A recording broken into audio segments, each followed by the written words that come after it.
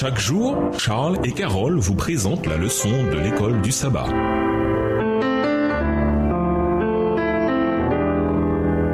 Bienvenue dans votre émission. Dieu nous parle. Nous voilà à la leçon de lundi, la tentation de l'Égypte. Lisons Genèse 12 et versets 10 à 20. Pourquoi Abraham a-t-il quitté la terre promise pour aller en Égypte? De quelle manière le Pharaon s'est-il comporté par rapport à Abraham? Genèse 12 et versets 10 à 20. Il y eut une famine dans le pays, et Abraham descendit en Égypte pour y séjourner, car la famine était grande dans le pays. Comme il était prêt d'entrer en Égypte, il dit à Sarai, sa femme, « Voici, je sais que tu es une femme belle de figure. Quand les Égyptiens te verront, ils diront, c'est sa femme, et ils me tueront et te laisseront la vie. Dis, je te prie, que tu es ma sœur, afin que je sois bien traité à cause de toi, et que mon âme vive grâce à toi. » Lorsque Abraham fut arrivé en Égypte, les Égyptiens virent que la femme était fort belle. Les grands de Pharaon la virent aussi et la vantèrent à Pharaon. Et la femme fut emmenée dans la maison de Pharaon. Il traita bien Abraham à cause d'elle, et Abraham reçut des brebis, des bœufs, des ânes, des serviteurs et des servantes, des ânesses et des chameaux. Verset 17. Mais l'Éternel frappa de grandes plaies Pharaon et sa maison au sujet de Sarai, femme d'Abraham. Alors Pharaon appela Abraham et dit, « Qu'est-ce que tu m'as fait? Pourquoi ne m'as-tu pas déclaré que c'est ta femme? Pourquoi as-tu dit, c'est ma sœur? Aussi l'ai-je prise pour ma femme. Maintenant voici ta femme, prends-la et va-t'en. » Et Pharaon donna ordre à ses gens de le renvoyer, lui et sa femme, avec tout ce qui lui appartenait. Ironiquement, Abraham, qui venait d'arriver en terre promise, décida de partir pour l'Égypte car il y eut une famine dans le pays. Genèse 12, verset 10. Une émigration des gens de Canaan vers l'Égypte en période de famine est bien attestée dans les textes anciens égyptiens. Dans l'enseignement égyptien de Méricaré, deux textes composés pendant la période du Moyen Empire, 2600-1700 avant Jésus-Christ, les gens venant de Canaan sont identifiés comme de misérables asiatiques, Ahamu, et décrits comme misérables qui manquent d'eau. Ce peuple n'habite pas un seul endroit. La nourriture propulse ses jambes. Extrait de Miriam Lechtim,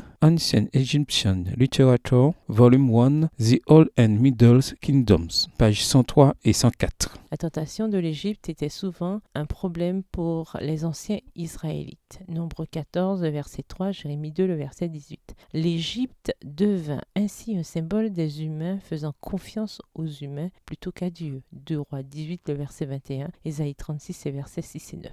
En Égypte, où l'on pouvait avoir de l'eau au quotidien, la foi n'était pas nécessaire, car la promesse du pays était immédiatement visible. Comparé au pays de famine, l'Égypte semblait un bon endroit où aller, malgré ce que Dieu lui avait dit. L'Abraham qui quitte à présent Canaan tranche avec l'Abraham qui a quitté Our. Avant, Abraham était décrit comme un homme de foi qui avait quitté Our en réponse à l'appel de Dieu. À présent, Abraham quitte la terre promise de lui-même, de sa propre volonté. Avant, Abraham comptait sur Dieu. Maintenant, il agit comme un politicien manipulateur et malhonnête qui ne compte que sur lui-même. Durant son séjour en Égypte, Abraham montra qu'il n'était pas exempt de faiblesses et d'imperfections humaines. En craignant d'avouer que Sarah est sa femme, il révèle un manque de confiance en Dieu. Il subit une éclipse de foi sereine et du noble courage qui apparaît si souvent dans sa vie. Extrait du livre Patriarches et Prophètes, page 108, livre écrit par Ellen G. White. Ainsi, nous voyons ici à quel point même un grand homme de Dieu peut faire une erreur sans pour autant être abandonné de Dieu. Quand le Nouveau Testament parle d'Abraham comme d'un exemple de salut par grâce, il ne s'agit que de cela, la grâce. Car sans la grâce, Abraham, tout comme chacun de nous, n'aurait aucun espoir. Que devrait nous enseigner cette histoire sur combien il est facile, même pour des chrétiens fidèles, de s'éloigner du droit chemin? Pourquoi la désobéissance est-elle toujours un mauvais choix? Au revoir. Et à demain si Dieu veut.